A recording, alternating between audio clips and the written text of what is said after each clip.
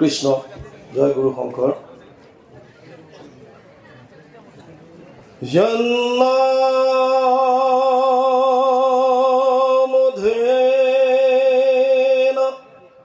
ভবদ্ভিয়ঞ্জসাতর্য সমুতীর্য নর পরম পদম प्राप्नोति पतक्यपि तं सनातन सदा सदानन्दमुपास्महे हृदि जार राम कृष्ण नाम नावे भव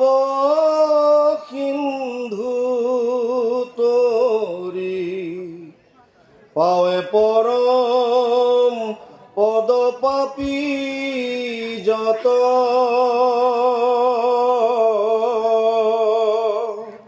সদানন্দ সনাতন হে নয় কৃষ্ণক সদা উপাসা কৰো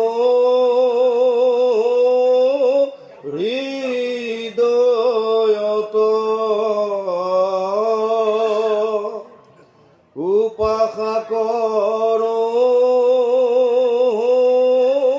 হৃদয়ত।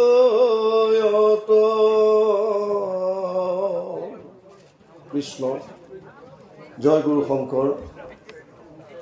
সৰ্বগুণাকৰ যাৰ কেৰি নাই কেউ পাম, তোহাৰি চৰণকো ৰেণু শতকোটি বাৰ এক কৰ্ম প্ৰণাম, বাৰ এক কৰ্ম প্ৰণাম। অসমীয়া সমাজৰ পথ প্ৰদৰ্শক, এক শৰণ হৰিনাম ধৰ্মৰ ভেটি প্ৰস্থাপক, নৱ বৈষ্ণৱ যুগৰ প্ৰৱৰ্তক জগতগুৰু শ্ৰীমন্ত শংকৰদেৱৰ শ্ৰীচৰণত প্ৰণিপাত জনাই যশোৱাৰ লাল কংসৰ কাল নন্দৰ নন্দন উদ্ধৱৰ বন্দন, গোপিনীৰ মন দৈৱকীৰ ধন গোৱালৰ গোপাল আৰু ভকতৰ কৃপাল স্বৰূপ, সৰ্বজ্ঞ সৰ্বব্যাপ্ত সৰ্বাশ্ৰয় সৰ্বশক্তিমান পৰম পুৰুষ পৰম আনন্দ পৰমেশ্বৰ পৰম কৃপালু ভগৱান কৃষ্ণৰ পাদপংকজত সাষ্টাংগিক প্ৰণাম জনাই বৈকুণ্ঠৰ কল্পতৰু নাম বস্তুভাগক সাৰোগত কৰি দেৱৰো দুৰ্লভ নৰতনুধাৰী শ্ৰীমন্ত শংকৰদেৱ সংঘ ভেৰগাঁও জিলা শাখাৰ নৱম বাৰ্ষিক অধিৱেশনৰ লগত সংগতি ৰাখি জনাৰ্দন সমন্বয় ক্ষেত্ৰত অনুষ্ঠিত হোৱা আজিৰ এই মুকলি তথা ধৰ্মালোচনী সভাৰ সভাপতিৰ আসন সুশোভিত কৰা পৰম শ্ৰদ্ধাৰ মাধৱ চন্দ্ৰ বৰুৱা বাপজনা, অতি সুন্দৰ সাৱলীল সাৰগৰ্ভ বক্তব্যৰে আজিৰ এই সভাৰ উদ্বোধন কৰা পৰম শ্ৰদ্ধাৰ পুৰন্দৰ বৰুৱা বাপজনা, আমাৰ আগে আগে প্ৰশাসনিক দিশৰ লগতে সাংগঠনিক দিশৰ লগতে আধ্যাত্মিক বহুখিনি তথ্যৰে সাৱলীল বক্তব্য দাঙি ধৰা শ্ৰীমন্ত শংকৰদেৱৰ সংঘৰ প্ৰধান সম্পাদক পৰম শ্ৰদ্ধাৰ কুশল ঠাকুৰীয়া বাপজনা, আজিৰ এই মঞ্চতে স্মৃতিগ্ৰন্থ উন্মোচন কৰা উন্মোচক পৰম শ্ৰদ্ধাৰ শ্ৰী হিতেশ্বৰ নাথ বাপজনা, এই মঞ্চত বিভিন্ন জিলাৰ সভাপতি সম্পাদক তথা অন্যান্য শাখাৰ বিভিন্ন বিষয় পদত অধিষ্ঠিত হৈ থকা বাপ বান্ধৱ আই মাতৃ সমস্ত আৰু মঞ্চৰ সন্মুখত অতি ধৈৰ্য সহকাৰে প্ৰায় ৩-৩.৫ ঘণ্টা সময় অপেক্ষা হৈ কৰি থকা মোৰ পৰম শ্ৰদ্ধাৰ বাপ বান্ধৱ আই মাতৃ যুৱক যুৱতী প্ৰমুখ্যে শিশুসকলৰ শৰীৰত বিৰাজমান দিব্য আত্মাক জয় জয়তে মই শ্ৰদ্ধা ভৰা সেৱা নিবেদিছোঁ। শংকৰাচাৰ্যই এটা কথা কৈছিল, দুৰ্লভম ত্ৰয়মেব তৎ দেৱানুগ্ৰহকাৰকম মনুষ্যত্ব মুমুক্ষত্ব মহাপুৰুষ সংশ্ৰয়। তিনিটা বস্তু দুৰ্লভ আছে। তাৰে প্ৰথমটো হৈছে মনুষ্যত্ব প্ৰাপ্তি, দ্বিতীয়টো হৈছে ঈশ্বৰমুখী হোৱা, মুক্তি প্ৰাপ্তিৰ ইচ্ছা, আৰু তৃতীয়টো হৈছে ভকতৰ সংগ পোৱা, মহাপুৰুষৰ আশ্ৰয় লোৱা। কলিযুগত এই তিনিওটা বস্তু দুৰ্লভ। প্ৰথম আহিছে মনুষ্যত্ব প্ৰাপ্তি। আপুনি মই যিটো শৰীৰ লাভ কৰিছোঁ, এই শৰীৰটো পোৱাৰ আগত আমি 84 লাখ জনী ভ্ৰমণ কৰিবলগীয়া হৈছে। আপোনালোকে দেখিছে এই গছ বন, কীট পতংগ, পোক পৰুৱা, গৰু ছাগলী, ঘোঁৰা গাধ, বিভিন্ন গছ গছনিকে ধৰি জীৱ জন্তু আমি দেখিছোঁ। আমি তেওঁলোকতকৈ ব্যতিক্ৰম। 20 লাখ সব স্থাৱৰ জানো, 9 লাখ জলচৰ সব মানো, 11 लाख कुरुम कभी गावे, पक्षी गण 10 लाख बतावे, 30 लाख पशु जानो हो भाई, 4 लाख बंदर दुखदाई, जब ये 84 लाख कट जावे तब कहूँ मानुष तन पावे। মানুহৰ শৰীৰ পাবৰ কাৰণে ইয়াৰ আগত 20 লাখ গছ গছনি প্ৰজাতিৰ জীৱ ভ্ৰমণ কৰিবলগীয়া হয়। 20 লাখ প্ৰজাতি গছ গছনি, 9 লাখ আছে জলচৰ প্ৰাণীৰ প্ৰজাতি, 29 লাখ, 11 লাখ কাছৰ দৰে বগাই যোৱা সৰীসৃপ জাতীয় প্ৰাণীৰ প্ৰজাতি, 29, 11, 40 চৰাই চিৰিকটি প্ৰজাতি আছে 10 লাখ, 50, 30 লাখ বিভিন্ন জন্তুৰ প্ৰজাতি, 80 লাখ, আৰু 4 লাখ বান্দৰৰ প্ৰজাতি। 84 লাখ জনী ভ্ৰমণ কৰাৰ পাছত 100 কোটি জন্মান্তৰে হৈ মহাভাগ নৰ শৰীৰক জীৱে তেৱে পাৱে লাগ। বহুত পুণ্যৰ ফলত আমি এইটো শৰীৰ পাইছোঁ। আৰু ইমান এটা দুৰ্লভ শৰীৰ পোৱাৰ পাছত ইয়াক যদি আমি ভাল ধৰণে ব্যৱহাৰ কৰিব নাজানো, তেতিয়াহ'লে এই জীৱনটো আমাৰ বিফলে যাব। শ্ৰীমন্ত শংকৰদেৱে কীৰ্তনত কৈছে, মনুষ্য শৰীৰ পাই যিটো নৰগণ, নকৰে তোমাৰ যদি শ্ৰৱণ কীৰ্তন, বিফলে জনম গৈলা ভৈলা সৰ্বনাশ, জীৱন্ততে মৰাশীটো ভাতিৰ নিশ্বাস। এনেই গুচি যাব। এই জীৱনটো অতি দুৰ্লভ। মহাপুৰুষ মাধৱদেৱে ঘোষাত কৈছে, ভাৰত বৰিষ ধন্য কলিযুগ, হৰি হৰি হৰি হৰিয়ে, হৰি হৰি হৰি ব্ৰহ্মাৰ প্ৰাৰ্থনী নৰতনু অনুপাম। এই শৰীৰটো পাবলৈ ব্ৰহ্মাই ইচ্ছা কৰে, বাকী দেৱ দেৱতা বাদেই দিয়ক। কি আছে এনেকুৱা এইটো শৰীৰত? এই বাকী জীৱ জন্তু যত যিমান আছে, গছ গছনি, ব্ৰহ্মাকো আদি কৰি দেৱ দেৱতা, তেওঁলোকৰ এনেকুৱা কি নাই যিটো আমাৰ আছে?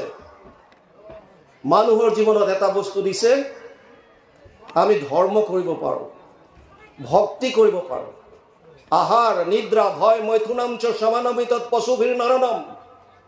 যদি কেৱল আহাৰ নিদ্ৰা ভয় আৰু সংসাৰ বৃদ্ধি কৰি যদি আমাৰ জীৱন যদি পাৰ কৰিছোঁ, তেতিয়াহ'লে আমাক পশুতুল্য বুলি কৈছে। আহাৰ নিদ্ৰা ভয় মৈথুনাম চ সমানমিতৎ পশুভিৰ নৰনম। মানুহ শ্ৰেষ্ঠ কিহত? ধৰ্ম হি তেষাম অধিক বিশেষ, ধৰ্মে না হীনা পশুভিৰ সমানম। মানুহক যদি শ্ৰেষ্ঠ কৰিছে তেতিয়াহ'লে ধৰ্ম হয়। আৰু বৰ্তমান সময়ত যদি আমি চাওঁ, ভাৰতৰ কথা বাদেই দিয়ক, অসমত যদি চাওঁ, এই ধৰ্মই আমাৰ মাজত সকলোতকৈ খেলি মেলি সৃষ্টি কৰিছে। কাৰণটো কি? শাস্ত্ৰই কৈছে যে ধৰ্মই মানুহক শ্ৰেষ্ঠ কৰে। আৰু প্ৰেক্টিকেল লাইফত আমি যেতিয়া দেখোঁ, দেখা পাইছোঁ যে ধৰ্মৰ কাৰণে আমাৰ মাজত বিভাজন আহিছে। খেলি মেলিটো ক'ত আছে? কাৰণ আমি ধৰ্মৰ আচল সংজ্ঞাটো বুজিবলৈ যোৱা নাই। ধৰ্ম মানে কি? আমাৰ বহুতে জানে যে ধৰ্ম বুলি ক'লে হিন্দু ধৰ্ম, মুছলমান ধৰ্ম, খ্ৰীষ্টিয়ান ধৰ্ম, জৈন ধৰ্ম, বুদ্ধিজিম ইত্যাদি ইত্যাদি ইত্যাদি। আমি বছ তেনেকৈ ভাবি লওঁ। আচলতে ধৰ্ম মানে সেয়া নেকি? নহয়। ধৰ্মটো বস্তুৰো আছে। জুই ধৰ্ম আছে, জুইয়ে তাপ দিয়ে, প্ৰকাশ দিয়ে, সংস্পৰ্শত আহিলে জ্বলাই দিয়ে। পানীৰ ধৰ্ম আছে, পানী শীতল, পানী নিম্নগামী, তললৈ বৈ যায়। চেনীৰ ধৰ্ম আছে, মিঠাপন। নিমখৰ ধৰ্ম আছে, নিমখীয়া। মানুহৰ কি ধৰ্ম? মনুস্মৃতিত লিখিছে, ধৰ্মৰ 10টা লক্ষণ: ধৃতি, ক্ষমা, দম, অস্তেয়, শৌচম, ইন্দ্ৰিয় নিগ্ৰহ, ধীৰ, বিদ্যা, সত্যম, ক্ৰোধ, দশকম ধৰ্ম লক্ষণম। 6ষ্ঠ অধ্যায় 92 নম্বৰ শ্লোক মনুস্মৃতি। প্ৰথম কৈছে ধৃতি। আমি ধাৰণ কি কৰিছোঁ? ধৰ্ম কৰিবৰ কাৰণে প্ৰথম আমাৰ ধাৰণ শক্তি কেনেকুৱা, কি পুহি ৰাখিছোঁ ভাৱত। মই পুৰুষ, মই মহিলা, মই কেওট, মই আহোম, মই কলিতা, মই বড়ো, মই ৰাজবংশী, মই উজনিৰ, মই নামনিৰ, মই ভাৰতীয়, মই পাকিস্তানী। আমি কি পুহি ৰাখিছোঁ সেইটোৱে মোৰ কাৰণে ধৰ্ম হৈছে। শাস্ত্ৰই আচলতে কৈছিল কি, যে তই শৰীৰ নহয়, তই একোটা আত্মা। আৰু আত্মা, গুৰুজনাই কীৰ্তনত কৈছে, কুকুৰৰ শৃগাল গৰ্দৰ ভৰো আত্মা নাম, জানিয়া সবাকো পৰি কৰিবা প্ৰণাম। এই কুকুৰ মেকুৰী গাধ ঘোঁৰা যিমান আছে সকলোৰে শৰীৰত সেইটোৱে আত্মা আছে, যিটো আপোনাৰ শৰীৰত আছে। আৰু যদি সেই তত্ত্বটো আমি অনুভৱ কৰিব পাৰিলোহেঁতেন, তেতিয়াহ'লে ধৰ্মৰ সংজ্ঞা কিছু বেলেগ হ'লহেঁতেন। গুৰুজনাইতো কীৰ্তনত লিখি দিলে, সমস্ত ভূতত ব্যাপী আছো মই হৰি, সবাকো মানিবা তুমি বিষ্ণু বুদ্ধি কৰি।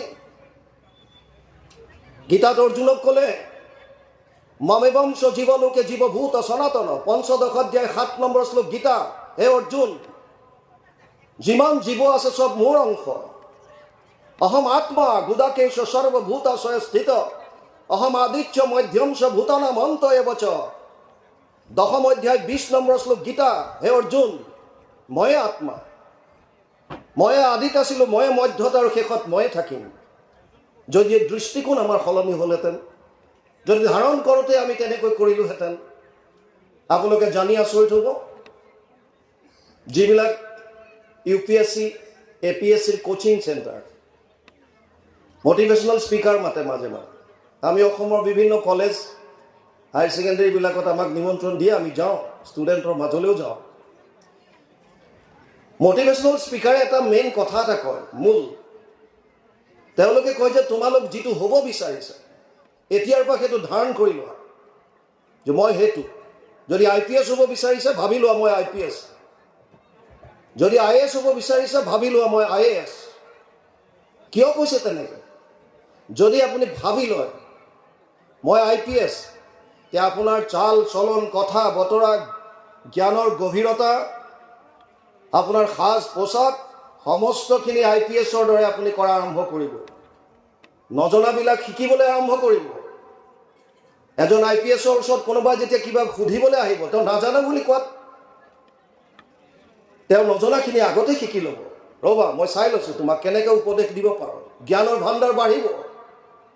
ধাৰণ শক্তিটো যদি বাঢ়ি যায়, আপোনালোকে জানি আচৰিত হ'ব, এটা ল'ৰাই যদি সৰুতে ভাবি লয় মই ছোৱালী, ধাৰণ শক্তি যদি এনেকুৱা প্ৰপাৰ হয়, অতি ষ্ট্ৰং হয়, আৰু ল'ৰাটোৱে যদি খাওঁতে, শুওঁতে, উঠোতে, বহোঁতে প্ৰত্যেকটো মুহূৰ্তত যদি এইটো ভাৱ লৈ থাকে যে মই ছোৱালী, মই ছোৱালী, মই ছোৱালী, আপোনালোকে জানি আচৰিত হ'ব।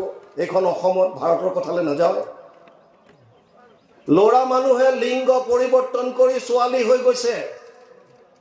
এইখন অসমত কেৱল ধাৰণ শক্তি। আমি যদি মনত এবাৰ ভাবি লওঁ যে মই আত্মা, মই শৰীৰ নহয়, তেতিয়াহ'লে আপোনাৰ মোৰ মাজত চব শেষ। গুৰুজনাৰ যি তত্ত্ব, সমস্ত ভূতত বিষ্ণু বুদ্ধি নহি যাবে, কায়ম মনো বাক্য অভ্যাসিবা এই ভাবে। আমি তাত গুৰুত্ব কিমান দিছোঁ?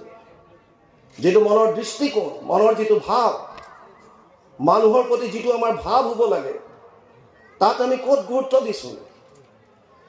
আমি বেলেগক নিন্দা কৰোঁ, এজন অমুক পন্থৰ, এজন সমুক পন্থৰ, এজন তমুকৰ। আৰে, যিজন ভগৱানে সকলোকে সূৰ্যৰ পোহৰ দিছে, সকলোকে বায়ু দিছে, আপুনি মই নিন্দা কৰিবলৈ কোন?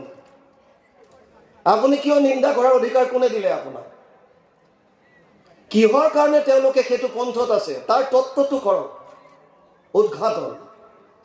এই তত্ত্বটোৰ কাৰণে শৌনকে ৫,৫০০ বছৰ আগতে সুতক কৈছিল, ভুৰিনি ভুৰি কৰ্মানি শ্ৰুতব্যানি বিভাগস অত সাধু অত্ৰয়ত সাৰম সমুদ্ৰিত্য মনীষয়া মাম ব্ৰুহি শ্ৰদ্ধানাম যেন আত্মা সম্প্ৰসিদতি। ১:১:১১ ভাগৱত প্ৰথম স্কন্ধ, প্ৰথম অধ্যায় ১১ নম্বৰ শ্লোক, সংস্কৃত ভাগৱত। শৌনকে কৈছিল, হে সুতমুনি, শাস্ত্ৰ বহুত আছে আৰু সনাতন ধৰ্ম আপোনালোকে জানি আচৰিত হ'ব, বাকী ধৰ্মবিলাকত এখন বা দুখন ধৰ্মগ্ৰন্থ। যদি মুছলমানক চাই ইছলাম ধৰ্ম, কোৰাণ পাব। যদি খ্ৰীষ্টিয়ান চাই বাইবেল পাব, অল্ড টেষ্টামেণ্ট, নিউ টেষ্টামেণ্ট, দুটা পাৰ্ট। আপুনি যদি শিখসকলক চাই গুৰু গ্ৰন্থ চাহিব পাব, কিন্তু আমাৰ অগণন শাস্ত্ৰ। শাস্ত্ৰ বহুত হোৱাটো আপত্তি নাই। সমস্যা তেতিয়া হয় যেতিয়া এখন শাস্ত্ৰৰ লগত এখন শাস্ত্ৰৰ মিল নাই, এখনৰ লগত এখনৰ মিলেই নাই। তেতিয়া আপুনি নিন্দা কৰাৰ অধিকাৰ ক'ত পালে? যিসকলৰ হাতত যদি পৰিছে যে যাগ যজ্ঞ পূজা পাতলৰ দ্বাৰাই পৰম কল্যাণ সাধন কৰিব পাৰি, তেওঁলোকে সেই পন্থত চলিছে। যদি কাৰোবাৰ হাতত পৰিছে যে নহয় জপ তপ তীৰ্থ কৰিব লাগে, সেইখন গ্ৰন্থ পঢ়িল, তেওঁলোক সেইমতে চলিছে। কাৰোবাৰ হাতত পৰিল যে নহয় সন্ন্যাস ব্ৰত ধাৰণ কৰি গছৰ মাজত জংঘলৰ মাজত গৈ ধ্যান ধাৰণা সমাধিৰ দ্বাৰা পৰম কল্যাণ সাধন কৰিব পাৰি, তেওঁলোকে ঘৰ দুৱাৰ বাদ দি সন্ন্যাস হৈ গেৰুৱা বস্ত্ৰ পৰিধান কৰি গুচি গৈছে। আৰু যিবিলাকে শাস্ত্ৰৰ উত্তম কি কি গীতা ভাগৱত, যিবিলাকৰ হাতত শাস্ত্ৰৰ উত্তম গীতা ভাগৱত পৰিল, তেওঁলোকে গম পালে যে আচলতে জীৱনত কলিযুগৰ মানুহৰ সামৰ্থ্যতাৰ প্ৰতি লক্ষ্য কৰি যদি অৱলম্বন কৰিবলগীয়া কিবা সহজ আৰু সুগম উপায় কিবা আছে, তেতিয়াহ'লে সেইটো হৈছে কৃষ্ণত একান্ত শৰণ আৰু প্ৰভু ভগৱন্তৰ লীলাসমূহৰ শ্ৰৱণ কীৰ্তন, যিটো আমাক মহাপুৰুষ শ্ৰীমন্ত শংকৰদেৱে এক শৰণ হৰিনাম ধৰ্ম বুলি দি থৈ গ'ল। ইয়াতকৈ সহজ আৰু সুলভ ধৰ্ম আপুনি ক'তো নাপায়। কিন্তু আপুনি নিন্দা সেইকাৰণে কৰিব নোৱাৰে, কাৰণ যেতিয়ালৈকে তেওঁলোকৰ হাতত সেয়া গ্ৰন্থ আছে, তেওঁলোকে সেইমতে চলিছে। গতিকে আপোনাৰ মোৰ কোৱাৰ তাত অধিকাৰ নাই। যিদিনাই তেওঁলোকে পাব শাস্ত্ৰৰ উত্তম গীতা ভাগৱত, যিদিনাই অধ্যয়ন কৰিব, সেইদিনা তেওঁলোকো আহিব যে হয়। কাৰণ যিবিলাক যেতিয়া বৈকুণ্ঠ প্ৰয়াণৰ প্ৰাক মুহূৰ্তত উদ্ধৱে যেতিয়া ভগৱান কৃষ্ণক প্ৰশ্ন কৰিছিল, তদ বিয়োগেনতে ভক্তম কথম স্থায়সন্তি ভূতলে নিৰ্গুণ উপাসনে কষ্টমত কিঞ্চিত বিচাৰায়, পদ্মপুৰাণ উত্তৰ খণ্ড ভাগৱত মহাত্মা ৩য় অধ্যায় ৫৯ নম্বৰ শ্লোক। উদ্ধৱে কৈছিল, হে প্ৰভু, তদ বিয়োগেন, তোমাৰ বিয়োগ, তে ভক্ত, তোমাৰ ভক্তসকল, কথম স্থায়সন্তি ভূতলে, পৃথিৱীত কেনেকৈ থাকিব? কাৰণ নিৰ্গুণ নিৰাকাৰ ব্ৰহ্মক উপাসনা কৰা ইমান সহজ নহয়। কেনেকৈ পাব তোমাক? ভগৱানে ৩টাই মাৰ্গ দিছিল। যোগত্ৰায়ময়ী প্ৰোক্তা নৰনম শ্ৰেয় বিধিচ্ছয় জ্ঞানম কৰ্মম চা ভক্তিম চা না উপায় অন্য অস্তি কুত্ৰাচিত। ১১-২০-৬ ভাগৱত একাদশ স্কন্ধ ২০ অধ্যায় ৬ নম্বৰ শ্লোক। হে উদ্ধৱ, মোক পাবলৈ ৩টা মাৰ্গ আছে, কৰ্ম মাৰ্গ, জ্ঞান মাৰ্গ আৰু ভক্তি মাৰ্গ। কৰ্ম মাৰ্গ য'ত যাগ যজ্ঞ পূজা পাতল, তাৰ দ্বাৰা ঈশ্বৰক পাব পাৰি। মই কোৱা নাই, ভাগৱতত ভগৱান কৃষ্ণই কৈছে। জ্ঞান মাৰ্গ য'ত ধ্যান ধাৰণা সমাধিৰ দ্বাৰা নিৰ্গুণ নিৰাকাৰ ব্ৰহ্মক পাব পাৰি। আৰু ভক্তি ভাৱৰ শুদ্ধতা, সমস্ত ভূতত বিষ্ণুময় জ্ঞান কৰি প্ৰভু ভগৱন্তৰ লীলাসমূহ ভকতৰ লগত শ্ৰৱণ কীৰ্তন। যদি উদ্ধৱক ৩টা মাৰ্গ দিছিল, ভগৱান কৃষ্ণই সিদ্ধান্ত তেতিয়াই দিছিল, হে উদ্ধৱ, তুমি জানিব বিচাৰিছা কাৰণে মই 3টা মাৰ্গ তোমাক ক'লো, কিন্তু মোৰ যদি সিদ্ধান্ত লাগে শুনা। জ্ঞান কৰ্ম ভকতি কহিলো কৰি ভেদ, ভকতি পৰম পন্থ দিলো পৰিছে। আচল যিটো মাৰ্গ, যিটো চূড়ান্ত মাৰ্গ, সেইটো হৈছে ভক্তি। গতিকে আমি কাকো নিন্দা কৰিব নোৱাৰোঁ যেতিয়ালৈকে গীতা ভাগৱত মানুহৰ হাতত নপৰে। তেওঁলোকে তেওঁলোকৰ মতে চলি আছে, ধাৰণ কৰি লৈছে, এনেকেই মই পাম। ধৰ্মৰ আন এটা লক্ষণ হৈছে ক্ষমা। সৰুতে মোক কোনোবাই কিবা এটা ক'লে, মই এতিয়াও পুহি ৰাখিছোঁ। ই এদিন মোক বেয়াকৈ কৈছিল, সুবিধা পালেই তাক বগৰাম। কোনোবাই কেতিয়াবা কাৰোবাক এজনক অপমান কৰিলে মনত পুহি ৰাখিছে, ইয়াক মই চাই লওঁ, সুবিধা নিদিওঁ, যেতিয়াই পাওঁ তেতিয়াই মই ইয়াৰ ভৰিত ধৰিত পিছলৈ টানিম। কিয়? ক্ষমা ভাৱটো নাই। আৰু শাস্ত্ৰত পঢ়ি আছে ভকতৰ ক্ষমাহে ভূষণ। কি লাভ হ'ব কেৱল শব্দ আকাৰে জানি থৈ? যদি আপুনি আপোনাৰ কৰ্মক্ষেত্ৰত আচৰণত যদি ধৰ্মৰ ধটোও নাহে, তেতিয়া লাভ কি? আপুনি বহুত জানক, যদি আপোনাৰ কৰ্মক্ষেত্ৰত তাৰ প্ৰভাৱে নপৰে, সেই ধৰ্ম জানি লাভ কি হ'ব? সেইকাৰণে ধৰ্মৰ দ্বিতীয় লক্ষণটো মনুস্মৃতিত ক'লে ক্ষমা। আপুনি কাৰোবাৰ ওচৰত ভুল কৰিব পাৰে, সাহস ৰাখক আৰু গৈ কওক অ' বাপ ভুল হৈ গ'ল, ক্ষমা কৰি দিব, শেষ।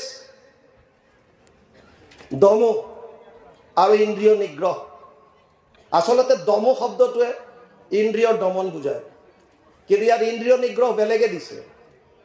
গতিকে এটা হৈছে মনৰ ওপৰত সংযম, এটা হৈছে ইন্দ্ৰিয় দমন। এই ধৰ্মৰ এটা লক্ষণ। আপুনি মনে যি মন যায় তাকে কৰি থাকিলে এইটো ধৰ্ম কৰা নুবুজায়। যি মন গ'ল খালোঁ, যি মন গ'ল কৰিলোঁ, যি মন গ'ল গ'লোঁ, য'ত মন গ'ল গ'লোঁ, তেনেকুৱা নহ'ব। শাস্ত্ৰৰ মতে, শাস্ত্ৰই যিখিনি আপোনাক এলাউ কৰিছে, শাস্ত্ৰত দুটা বস্তুৱে আছে, এটা হৈছে বিধি, এটা হৈছে নিষেধ। যেইখিনি কৰা বিধি, এইখিনি নকৰিবা নিষেধ। ক্ষমা খুজিব লাগিব, ইন্দ্ৰিয়ৰ ওপৰত দমন কৰিব লাগিব, মনৰ ওপৰত কণ্ট্ৰল হ'ব লাগিব। ধৃতি ক্ষমা দম অস্তেয়। ধৰ্মৰ আন এটা অতি গুৰুত্বপূৰ্ণ বস্তু হৈছে আনৰ বস্তু চুৰ কৰি ননা। আমি ভাবোঁ যে আমি ভকত মানুহ, বেলেগৰ বস্তুটো চুৰ নকৰোঁ। ঠিক আছে, তুমি বেলেগৰ বস্তু চুৰ নকৰা, নিজৰ কৰ্তব্য ফাঁকি দিছেনে নাই? 10টা বজাত অফিচ যাব লাগে, তুমি কেইটাত গৈছা? 9টা বজাত স্কুল পাব লাগে, তুমি কেইটাত গৈছা?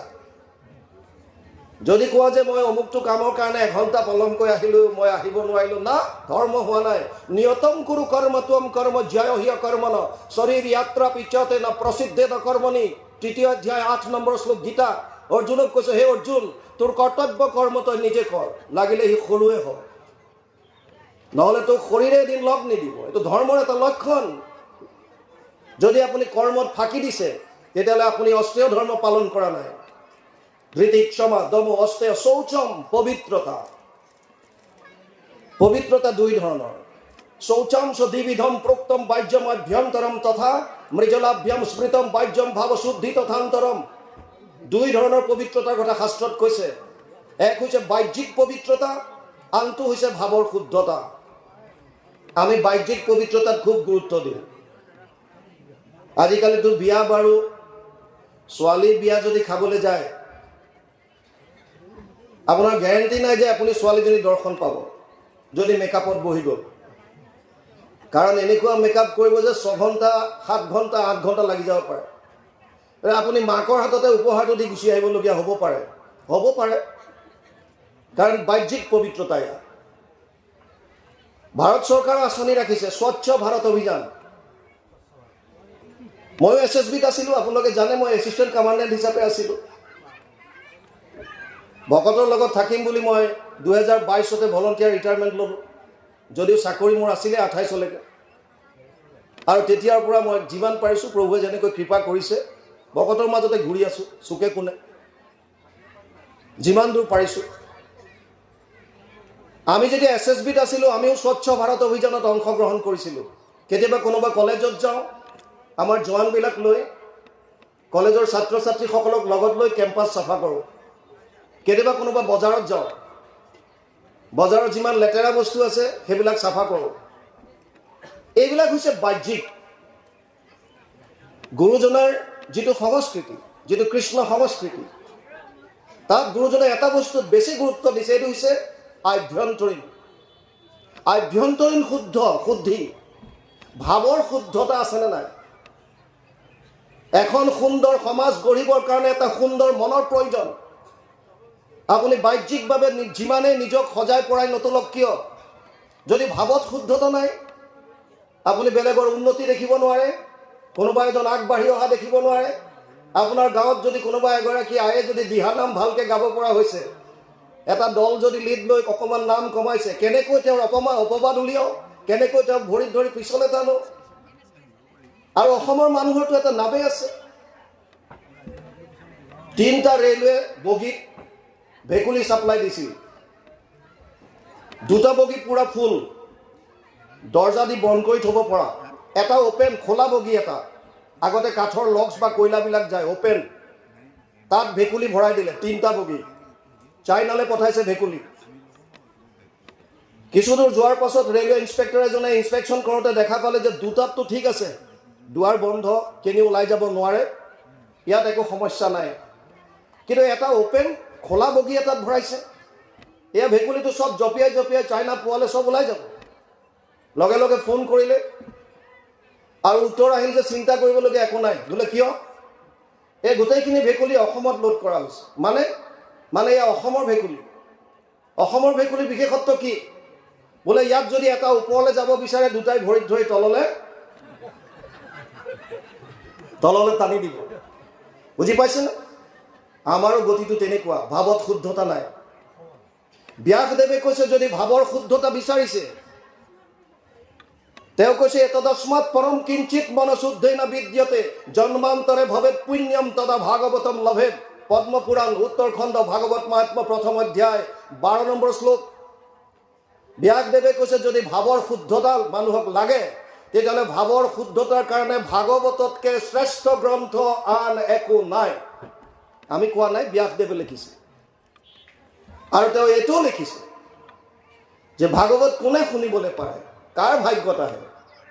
তেওঁ কৈছে জন্মান্তৰে ভৱেৎ পুণ্য, বহুত জন্মৰ পুণ্য উদয় হ'লেহে ভাগৱত শ্ৰৱণ কৰিব পাৰে।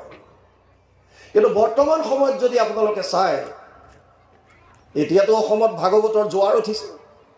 চাৰিওফালে কেৱল ভাগৱত, কোনো ঠাইত অখণ্ড ভাগৱত, অবিৰত ভাগৱত, ভাগৱত পাঠ আৰু ব্যাখ্যা, ডাঙৰ ডাঙৰ হোৰ্ডিং, বেনাৰ।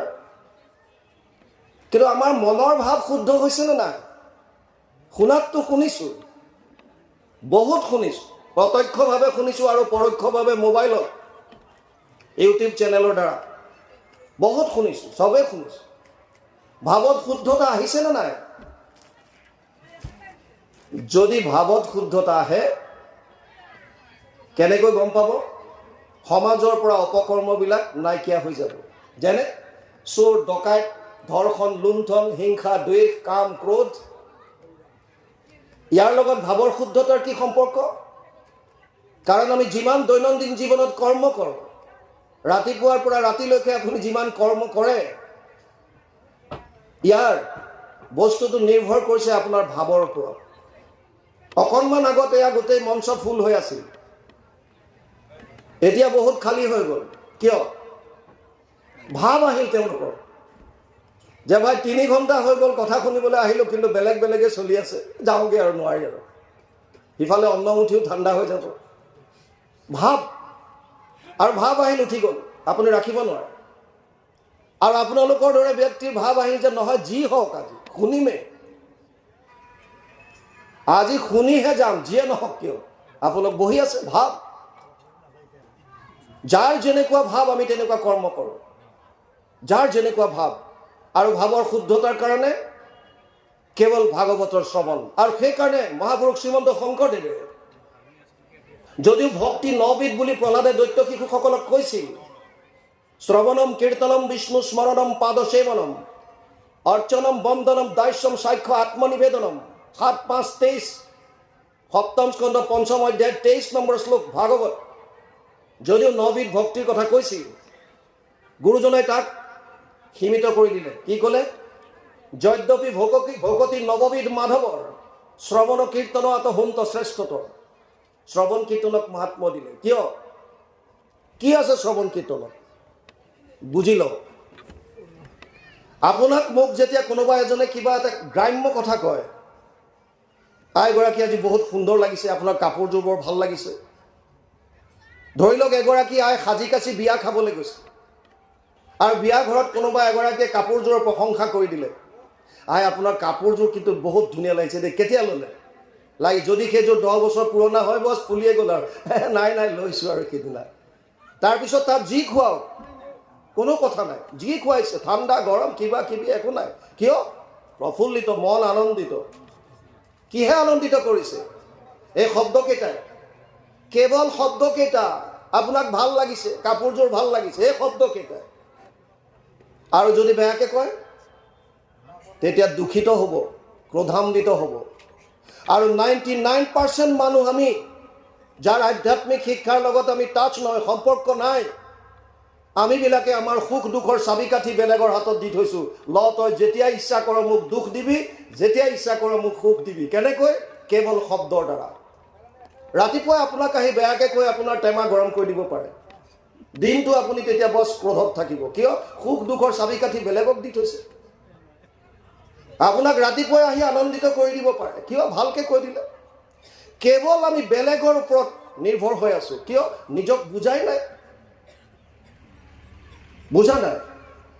যদি গ্ৰাম্য কথাবিলাকে আমাক প্ৰভাৱিত কৰিব পাৰে, সাধাৰণ ঘৰুৱাহী গ্ৰাম্য কথাই যদি আমাক প্ৰভাৱিত কৰিব পাৰে, তেতিয়াহ'লে কৃষ্ণৰ কথাই কিয় নোৱাৰিব? ভাগৱতৰ কথাই কিয় নোৱাৰিব?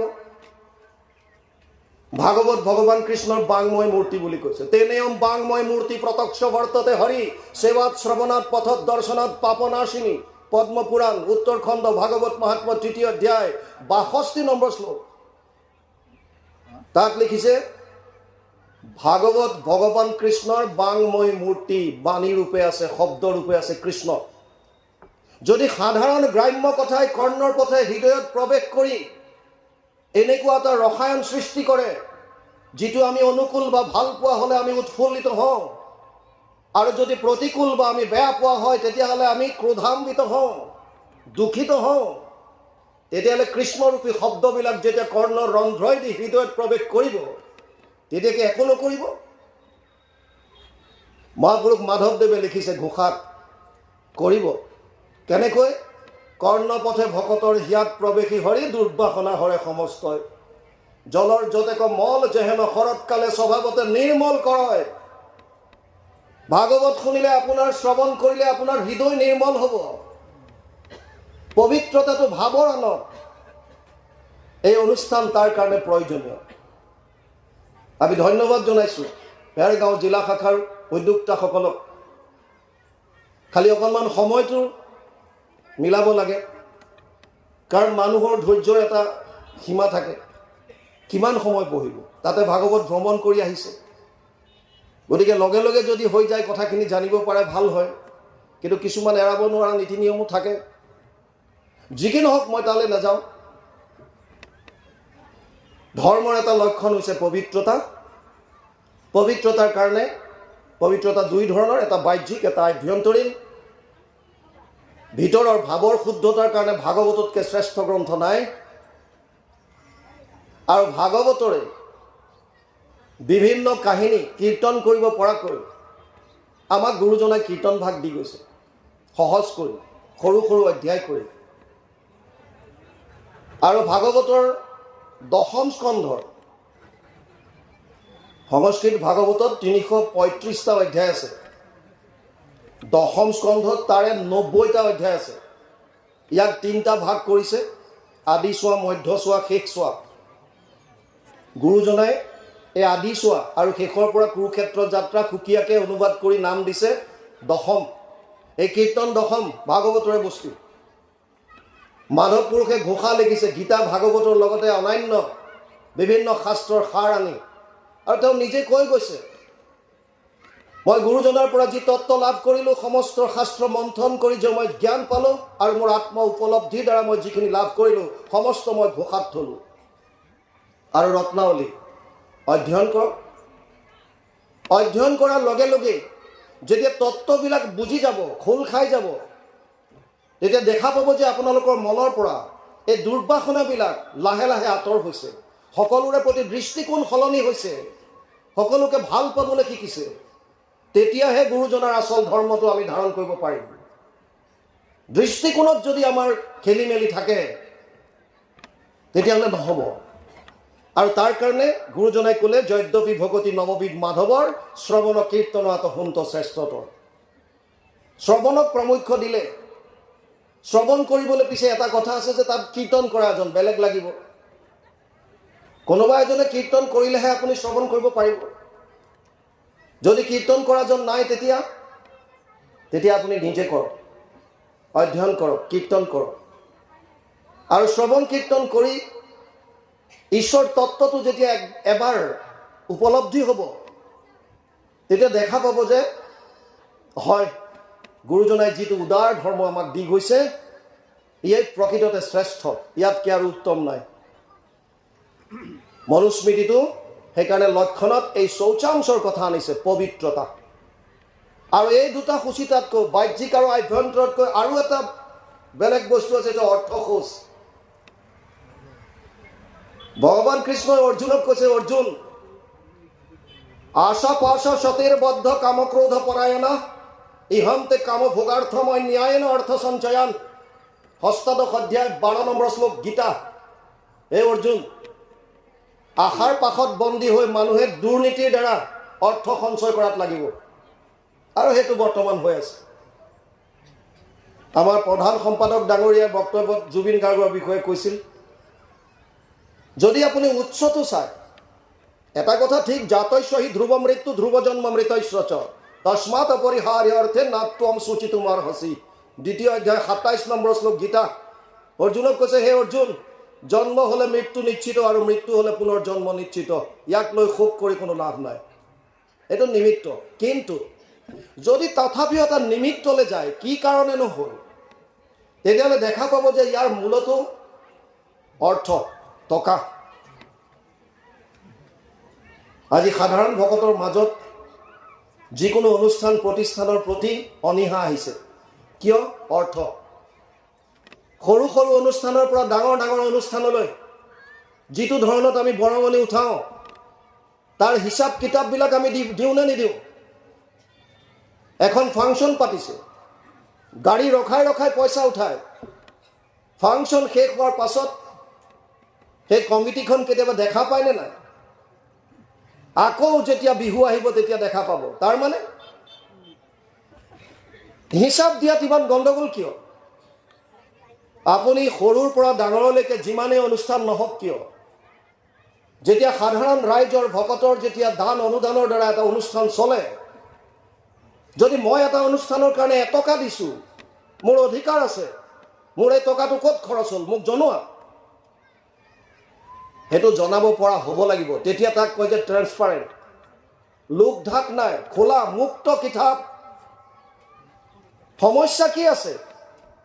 ইমান টকা আহিল, ইমান টকা খৰচ হ'ল, ইমান টকা হাতে থাকিল বা ইমান টকা লষ্ট হ'ল, হিচাপটো দিয়াত গণ্ডগোল কি? তাকে আমি নিদিওঁ। কিয়? কাৰণ তাতো আমাৰ মনত খেলি মেলি, এই ভাৱৰ শুদ্ধতাটো আমাৰ নাই, আৰু আমি নিজকে ভকত বোলাওঁ।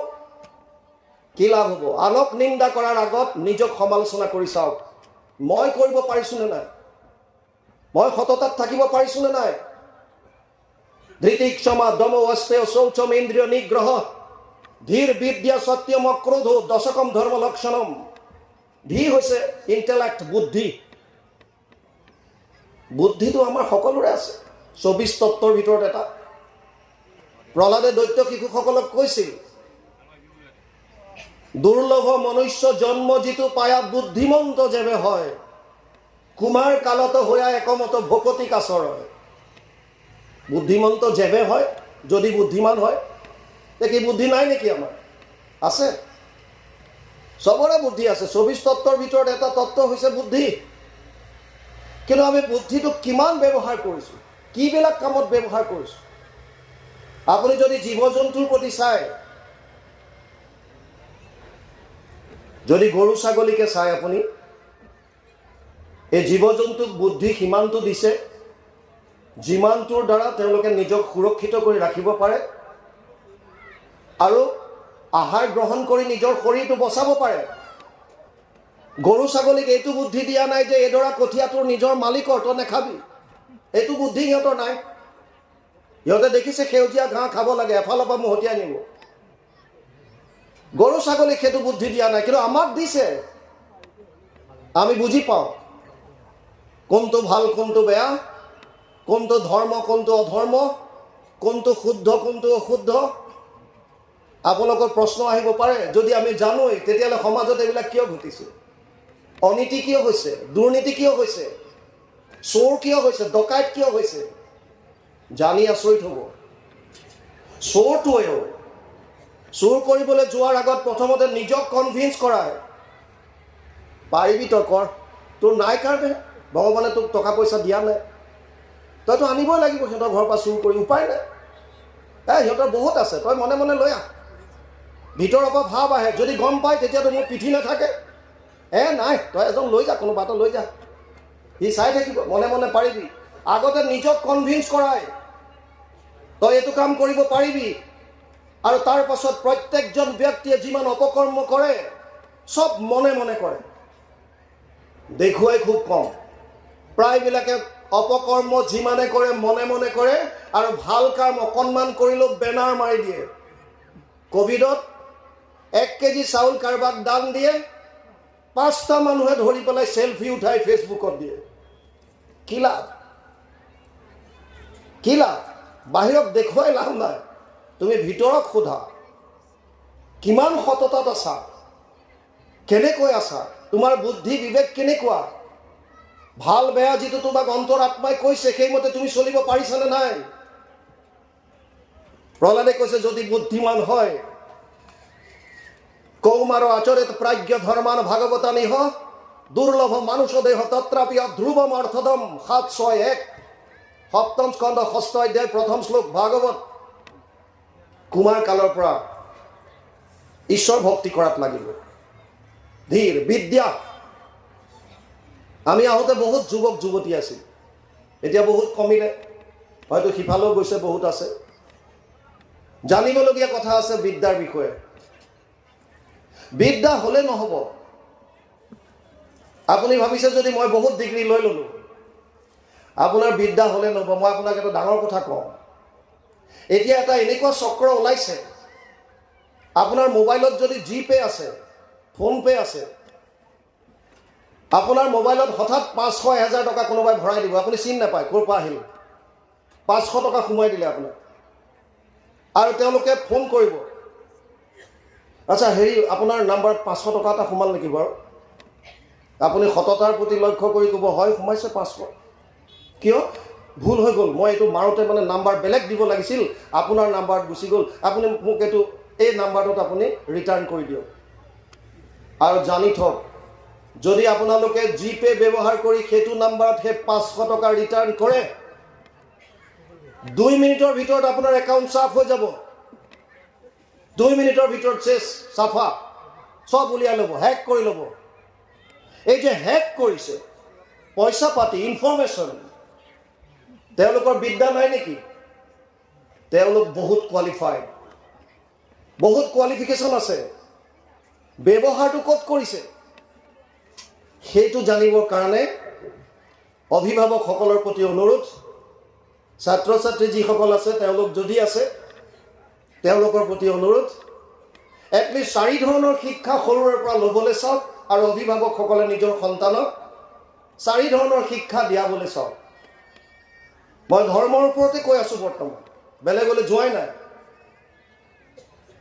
প্ৰথমটো হৈছে নৈতিক শিক্ষা, যিটো শিক্ষাই মানুহক আচাৰ ব্যৱহাৰ আচৰণ এই নৈতিকতাৰ শিক্ষা দিয়ে। ইণ্টাৰেষ্টিং কথা, আগতে এইবিলাক বস্তু শিকাবলৈ স্কুল কলেজৰ প্ৰয়োজনেই হোৱা নাছিল।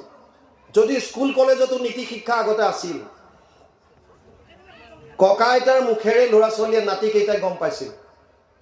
গৰম দিনত চোতালত ধাৰি পাতি পাৰি লৈ ককা আইতাই বিভিন্ন সাধু কথাৰ মাজেৰে নিজৰ নাতিকেইটাক এই নৈতিক শিক্ষাৰ জ্ঞান দিছিল। য'ত গছ গছনিয়ে কথা ক'ব পাৰিছিল, কুকুৰ শিয়ালে কথা ক'ব পাৰিছিল, য'ত বিভিন্ন অপেশ্বৰী দেৱ দেৱতা ৰজা মহাৰজা বিভিন্ন সাধু আছিল, কিন্তু তাৰ মাজেৰে একোটা নৈতিক শিক্ষা এই কণমানি শিশুসকলৰ মূৰত সোমোৱাই দিছিল। যিবিলাক শিক্ষা লোৱাৰ পাছত সেই ল'ৰা ছোৱালী ডাঙৰ হৈ গছ এজোপা বিনা কাৰণত ঘাপ মাৰি দিবলৈ 10 বাৰ চিন্তা কৰিছিল। কিয়? ককায়ে কৈছিল গছজোপাক যদি কাটি দিওঁ কষ্ট পাব, ইয়াৰ সি কান্দিব, তাৰ পৰা যে ৰস ওলায়। কিন্তু বৰ্তমান মই, মোৰ পত্নী, মোৰ ল'ৰা ছোৱালী আমি বেলেগ, ককা আইতা বেলেগ। আৰু যদি ককা আইতা কাৰোবাৰ লগত আছেও, তেতিয়াহ'লে ককা আইতাৰো মোবাইলৰ পৰা সময় নাই আৰু নাতিকেইটাৰো সময় নাই, চব মোবাইলক লৈ ব্যস্ত। এই সুযোগতে আপোনালোকক এটা কথা কওঁ, বিশ্বনাথ চাৰিআলিত এজন ডাক্তৰ আছে, ডক্টৰ অমল শইকীয়া। মই এবাৰ তেওঁ চেম্বাৰত কিবা এটা কথাত যাওঁতে মোক ক'লে, ৰন্তু তুমি ভাল কাম কৰি আছা, কৰি যোৱা, এটা কথা খালি তুমি প্ৰত্যেকখন মঞ্চত ক'বলৈ চাবা। মই বোলো কওক। তেওঁ কৈছিল যে কোনো কাৰণত যাতে জন্মৰ পৰা 6 বছৰ বয়সলৈকে ল'ৰা ছোৱালীক হাতত মোবাইল নিদিয়ে, কোনো কাৰণত, যিমানে কান্দক যিয়ে নকৰক। মই বোলো তাৰ মানে মোৰ ওচৰলৈ এনেকুৱা বহুত পেচেণ্ট আহিছে, সাইকিয়াট্ৰিক পেচেণ্ট, মানসিক ৰোগী, সৰু সৰু ল'ৰা ছোৱালী, যাৰ মূল কাৰণ হৈ গ'ল মোবাইল। মোবাইলটো দিয়াৰ কাৰণে মোবাইলত যিটো মেগনেট থাকে, যিটো ৱেভ ৰিচিভ কৰে, টানে, গ্ৰহণ কৰে, কণ কণ ল'ৰা ছোৱালীৰ কুমলীয়া মাংস পেশীত ই এফেক্ট কৰে। যেনেকৈ ওপৰেদি এডাল হাই টেনশ্যন লাইন যোৱাৰ পাছত তাৰ তলত বসতিৰ কাৰণে উপযুক্ত নহয় বুলি কয়। কিয়? যিটো তাৰ মেগনেট, যিটো পাৱাৰ, সেইটোৱে আপোনাৰ ব্ৰেইনত এফেক্ট কৰে। টাৱাৰবিলাক ওচৰত থাকিবলৈ নিদিয়ে, যিমানবিলাক মোবাইল টাৱাৰ আছে। কিয়? আৰু বহুত সেইবিলাকে মূল কাৰণ। যি কি নহওক, মোবাইল কোনো কাৰণত 6 বছৰ বয়সলৈকে ল'ৰা ছোৱালীৰ হাতত নিদিব, আমি অনুৰোধ কৰিছোঁ মাত্ৰ। আমাৰ আকৌ বহুতে ফুটনি মাৰে, আমাৰ যে পোনাটো ইয়াক একো শিকাবই নালাগে, ই নিজে উলিয়াই নহয়। জুবিনৰ গান নিজে উলিয়াব জানে, ময়ে নাজানো ই কেনেকৈ উলিয়ায়। ফুটানি নকৰিব, 6 বছৰ বয়সলৈকে কোনো কাৰণত নিদিব। যদি সঁচাকৈ আপোনাৰ সন্তান এনেকুৱা মানসিক ৰোগীৰ পৰা আঁতৰাই ৰাখিব বিচাৰিছে, এইটো অভ্যাস কৰক। নৈতিক শিক্ষা। দ্বিতীয়টো হৈছে সামাজিক শিক্ষা। এটা সমাজ, এখন সমাজ চলাই নিবৰ কাৰণে কেইটামান বস্তুৰ প্ৰয়োজন হয়। মই তাৰে আপোনালোকক 4টাৰ কথাই ক'লোঁ: ভজন, ভোজন, ভাষা আৰু ভূষা। মনত ৰাখি লওক। ভজন, ভক্তি কাক কৰিম? কোনজন আমাৰ কাৰণে শ্ৰেষ্ঠ দেৱ? পিপ্পলায়নে কৈ গৈছিল, সৃষ্টি স্থিতি প্ৰলয়ৰ হেতু যিটো দেৱ, পৰম ঈশ্বৰ তান্ত বিনে নাহি কেৱ। স্বপ্ন জাগৰণ যিটো গভীৰ নিদ্ৰাত, সমাধিত সাক্ষী ৰূপে থাকন্ত সাক্ষাৎ। সচেতন কৰা দেহ প্ৰাণ ইন্দ্ৰিয়ক, জীৱক ভুঞ্জান্ত নানাবিধ বিষয়ক। পৰমাত্মা বুলি তাক কহে মুনিগণ, এইটো পৰম তত্ত্ব জানিবা ৰাজন। পিপ্পলায়নে কৈছিল নিমিৰজাক। কোনজন ঈশ্বৰ আমাৰ আৰাধ্য? যিজনে এই কোটি কোটি ব্ৰহ্মাণ্ডৰ সৃজন কৰিছে, পালন কৰিছে আৰু কটাক্ষতে সংহাৰ কৰিছে। যিজনে আমাৰ মনৰ 4টা অৱস্থাত সাক্ষী ৰূপে আছে। আমাৰ মনৰ 4টা অৱস্থা আছে। এতিয়া যিটো অৱস্থাত আমি আছো, আমাৰ শৰীৰ মন 2টা সক্ৰিয় হৈ আছে। এই অৱস্থাটোক জাগ্ৰত বুলি কয়, সাৰ পাই আছো। মনৰ বৰ্তমান অৱস্থাটো জাগ্ৰত, মানে আমি সাৰ পাই আছো। শৰীৰ এক্টিভ, মন এক্টিভ। কিন্তু ৰাতি যেতিয়া শুই যাওঁ, শৰীৰটো যেতিয়া নিষ্ক্ৰিয় হয়, মনটো যদি সক্ৰিয় হৈ থাকে, মানে শৰীৰটো টোপনি গ'ল, মনটোৱে সাৰ পাই আছে। ধৰি লওক সহজ ভাষাত, আমাৰ ভিতৰত 2টা সূক্ষ্ম শৰীৰ আছে। এটাক লিংগ শৰীৰ বুলি কয়, এটাক কাৰণ শৰীৰ বুলি কয়। মনটোৱে তেতিয়া এই লিংগ শৰীৰ সূক্ষ্ম, য'ত জ্ঞানেন্দ্ৰিয়, কৰ্মেন্দ্ৰিয়, মন, বুদ্ধি, অহংকাৰ সূক্ষ্ম ৰূপত থাকে, এই লিংগ শৰীৰৰ লগত বিভিন্ন ঠাইত ভ্ৰমণ কৰাৰ নিচিনা লাগে। আৰু তাকে আমি কি দেখোঁ বুলি কওঁ? সপোন, স্বপ্ন অৱস্থা, য'ত শৰীৰটো নিষ্ক্ৰিয়, মনটো সক্ৰিয়। কেতিয়াবা কেতিয়াবা আমি ৰাতি শুই যাওঁ, ধৰি লওক 10টা বজাত শুই গ'ল, ৰাতিপুৱা 6টাত সাৰ পালোঁ, আৰু আমি প্ৰায়ে কওঁ যে কালি যি 10টাত পৰিলোঁ আৰু ৰাতিটো গমেই নাপাওঁ, ৰাতিপুৱা 6টাতহে মোৰ চকু খোল খাইছে। কয়নে নকয়? তেনেকুৱা নিদ্ৰা আহেনে নাই? এইটো গভীৰ নিদ্ৰা বুলি কয়, ডিপ শ্লিপ।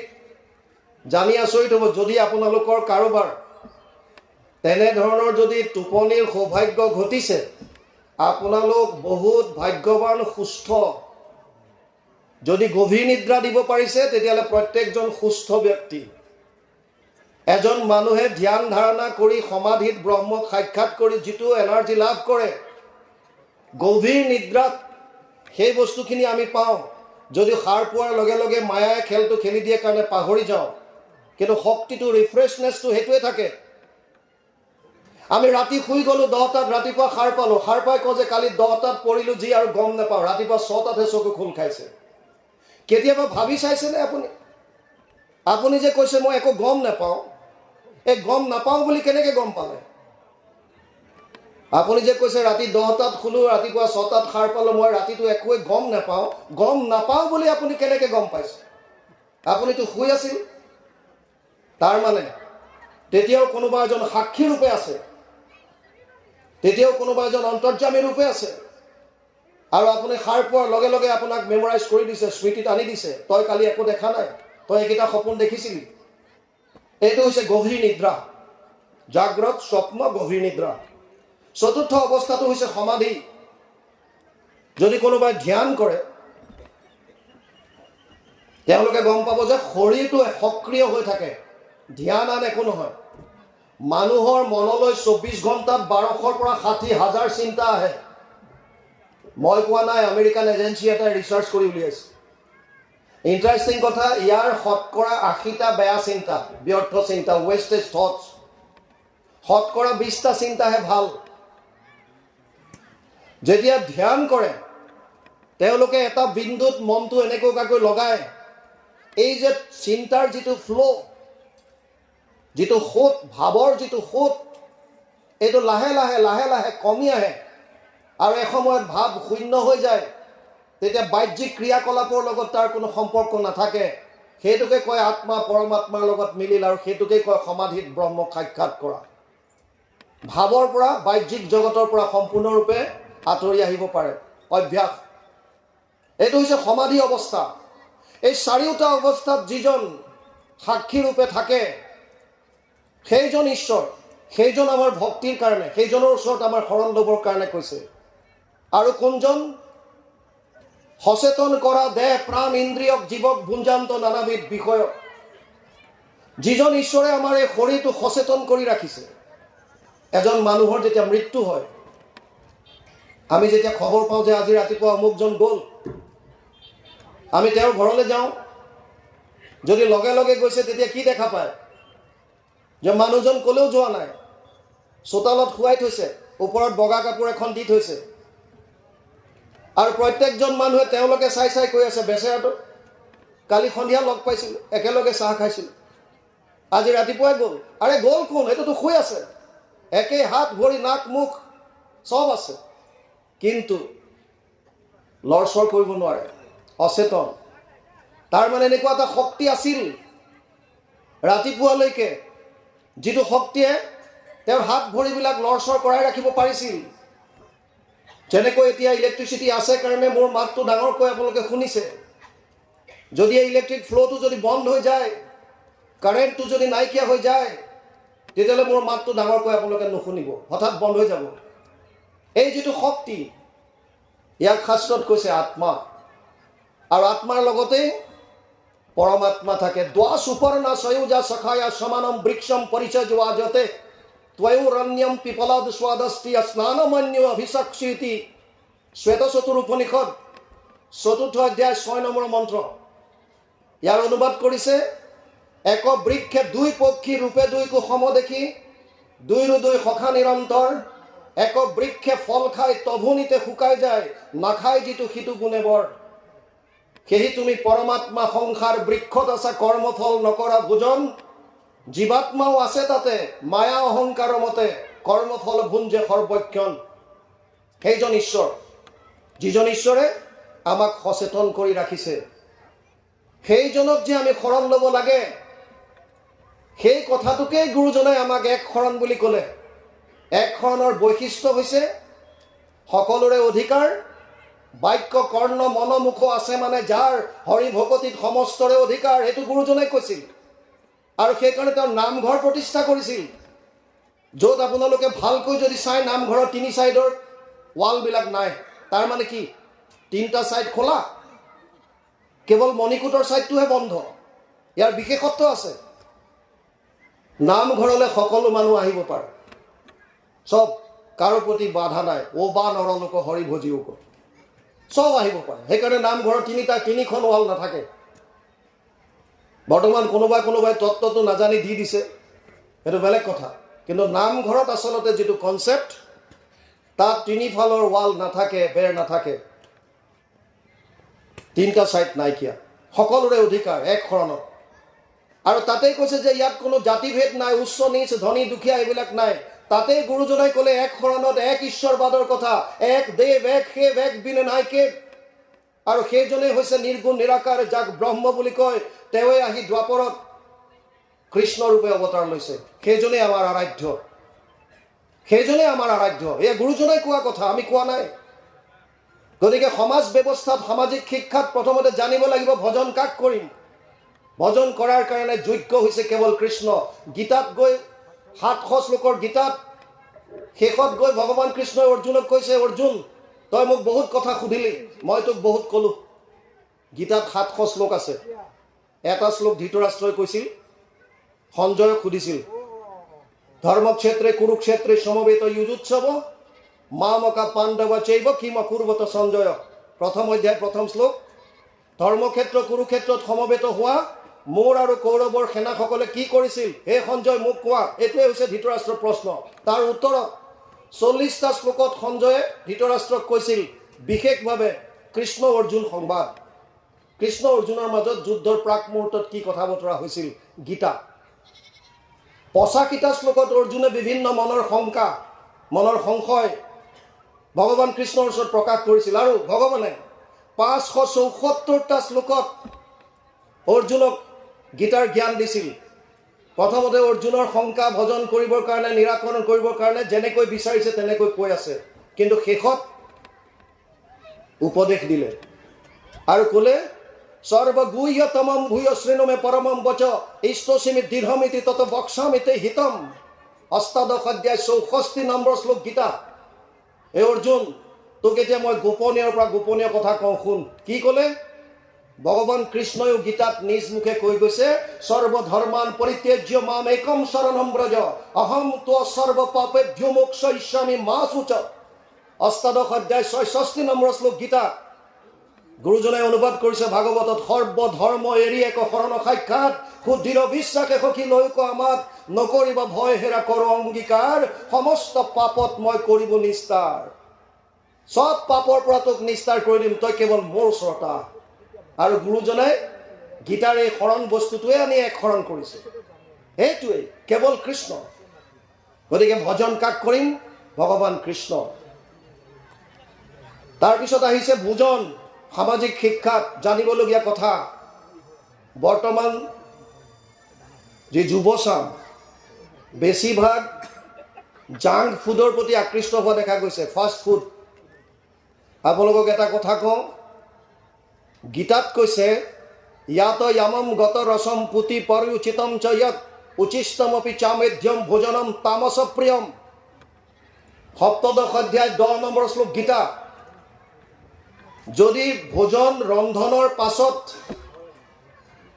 এটা প্ৰহৰৰ দেৰি হৈ যায়, মানে 3 ঘণ্টাতকৈ যদি বেছি হয়, তেতিয়াহ'লে সেই ভোজন তামসিক প্ৰকৃতিৰ মানুহৰহে প্ৰিয়। মানে ভোজন ৰন্ধন কৰাৰ পৰা পাৰিলেতো উইদিন 45 মিনিটছ 45 মিনিটৰ ভিতৰত খাবলৈ চাওক, আৰু নহ'লে মেক্সিমাম 3 ঘণ্টা। কিন্তু যিবিলাক ফাষ্ট ফুড বা জাংক ফুড আমি পাওঁ, তেওঁলোকে আগতে বনাই থৈ দিয়ে। খালি আপুনি যোৱাৰ সময়ত তৰকা লগাই তাক খালি তৃপ্তিটো বনাবৰ কাৰণে মছলা চছলা দি গৰম কৰি আপোনাক দিয়ে। তাত পৌষ্টিকতা সাত্বিকতা নাপাব। তাৰ কাৰণে অসুখ হৈছে বহুতৰ, বিভিন্ন অসুখত ভুগি আছে।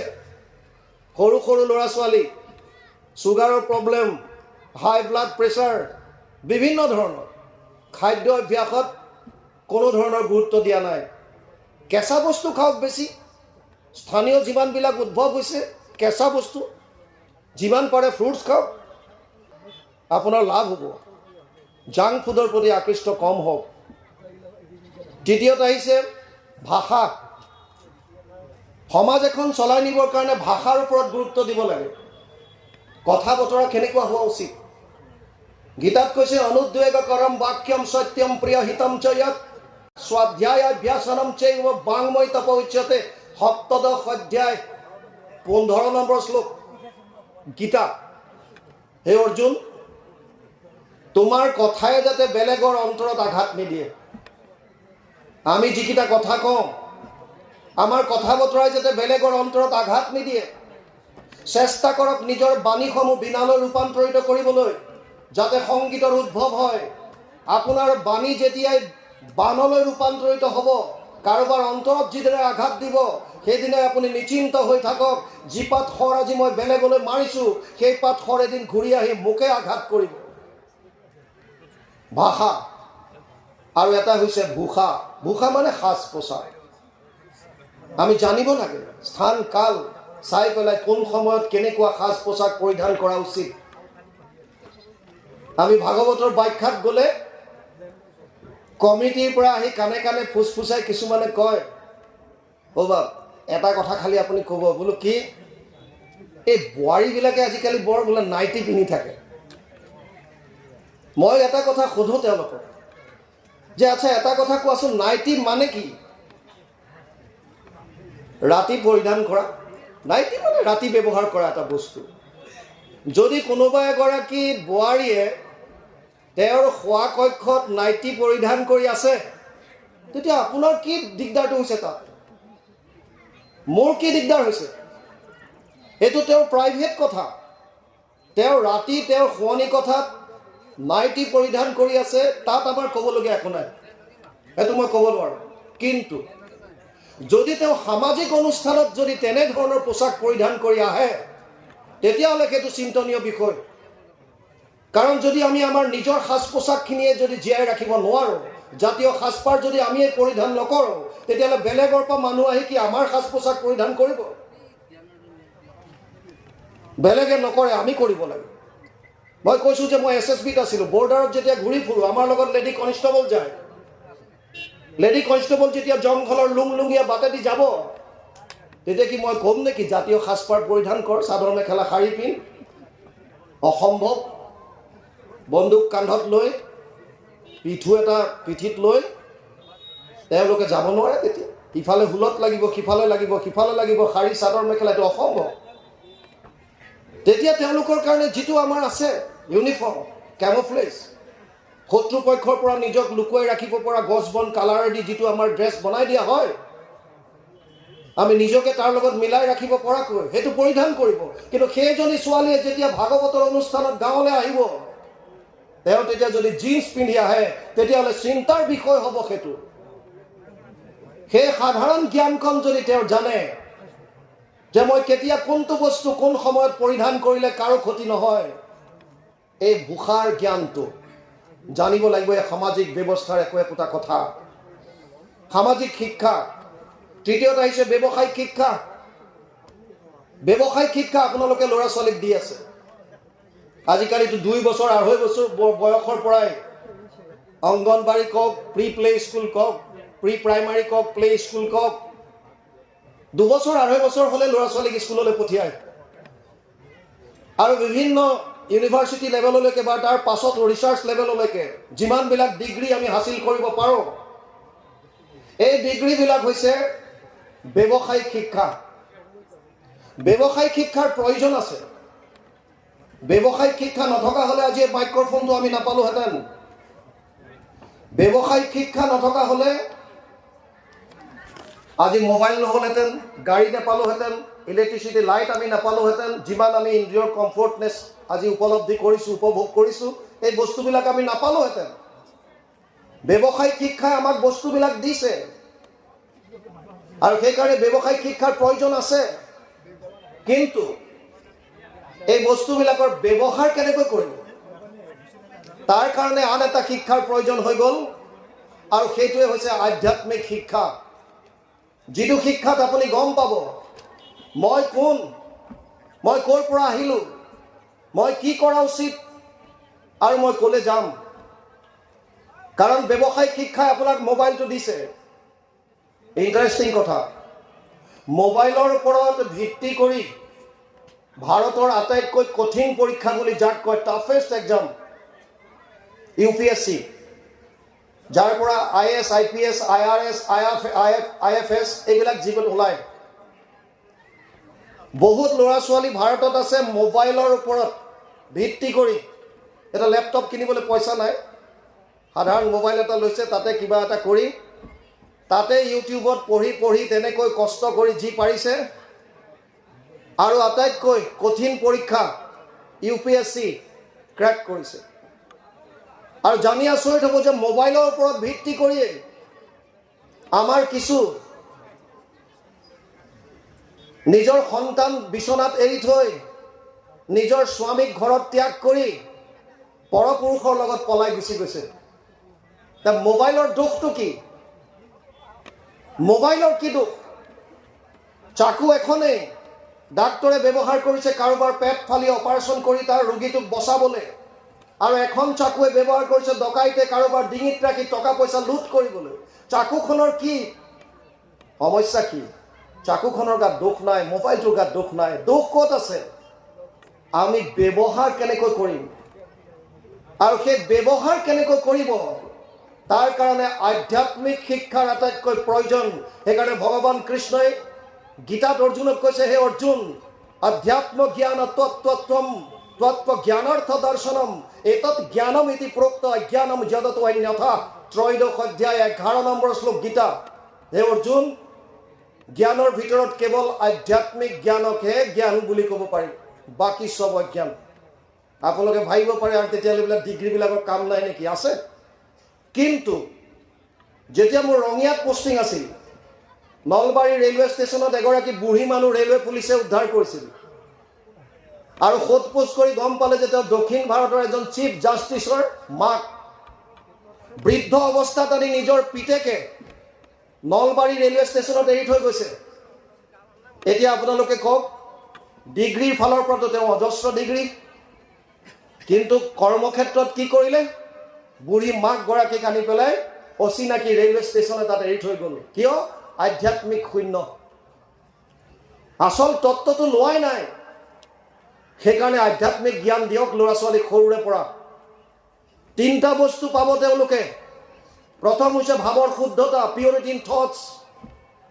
দ্বিতীয় হৈছে বাণীৰ পবিত্ৰতা, পিউৰিটি ইন স্পীচ। আৰু তৃতীয় হৈছে কৰ্মৰ শুদ্ধতা, পিউৰিটি ইন একশ্যন।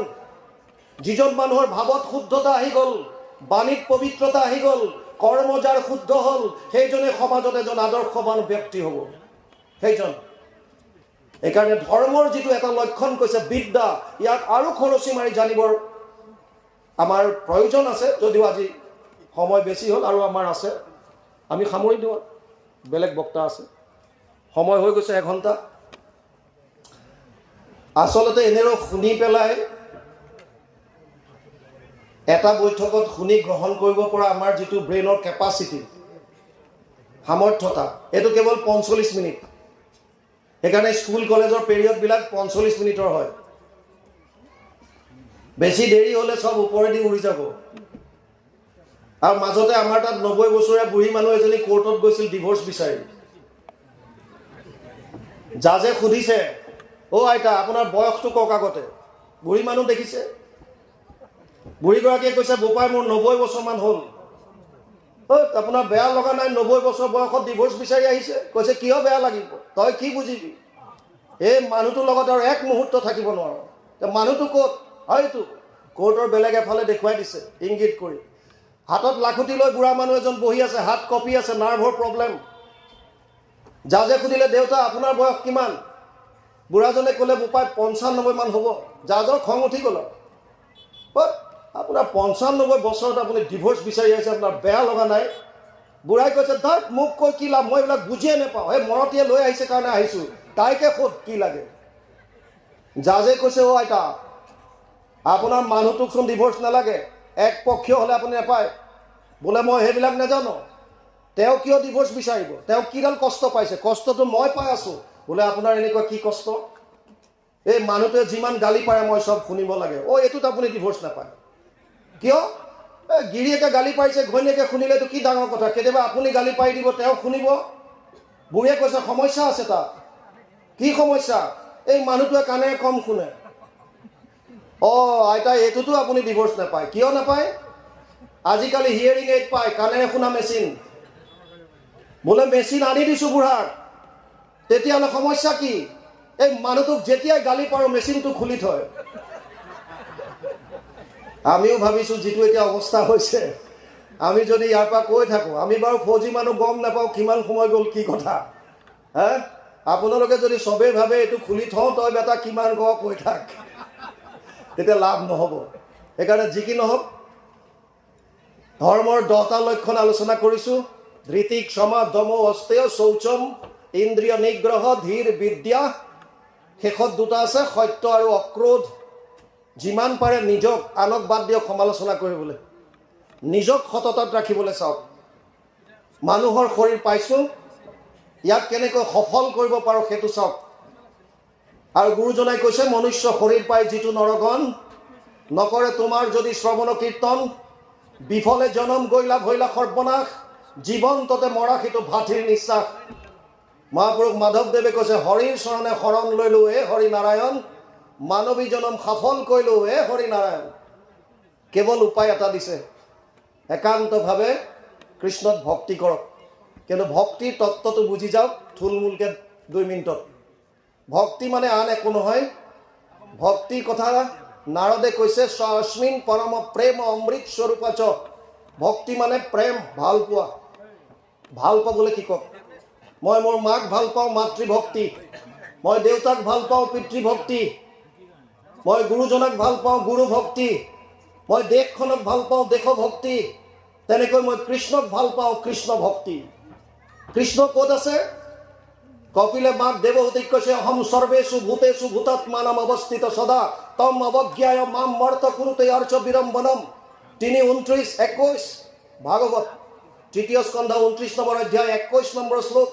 কপিলে কৈছে মা, মই সমস্ত প্ৰাণীত বিৰাজমান হৈ আছোঁ, আৰু মোক বাদ দি যদি কোনোবাই কেৱল মূৰ্তিত মোৰ উপাসনা কৰি আছে তেতিয়াহ'লে এইটো মিছা, বিৰম্বন।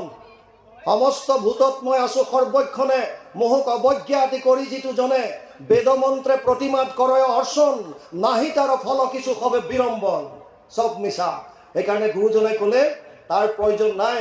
এই মানুহক, ভকতক ভাল পাবলৈ শিকক, জীৱ জন্তুক ভাল পাবলৈ শিকক, গছ বন ভাল পাবলৈ শিকক। কাৰণ যত দেখা যত শুনা ভূত ভৱিষ্যত স্থাৱৰ জংগময় এইটো সমস্তে জগত, কৃষ্ণ ব্যতিৰেকে একো বস্তু নাহি জানা, সমস্তে জগত কৃষ্ণ হেন মনে মানা। এবাৰ মানি লওক সকলোতে কৃষ্ণ। আৰু কৃষ্ণ বুলি যদি মানি লয়, কৃষ্ণ বুলি যদি উচ্চাৰণ কৰি থাকে, তস্মাৎ সৰ্বেষু কালেষু মাম অনুস্মৰ যুদ্ধচ্য ময়ো অৰ্পিত মনোবুদ্ধিৰ বাবে বৈশ্যস্য অসংশয়। 8ম অধ্যায় 7 নম্বৰ শ্লোক গীতা। অৰ্জুনক কৈছে প্ৰতিটো মুহূৰ্তত মোৰ কথা স্মৰণ কৰ আৰু তোৰ কৰ্তব্য কৰ্ম কৰি যা। আমিও ভগৱান কৃষ্ণৰ এই ভাষী শ্লোকৰ দ্বাৰাই যে আপোনালোকেও ভগৱান কৃষ্ণত অটল বিশ্বাস ৰাখক। আৰু কলি যুগৰ যিহেতুকে পৰম ধৰ্ম নাম, গতিকে যিমান পাৰে নাম লওক।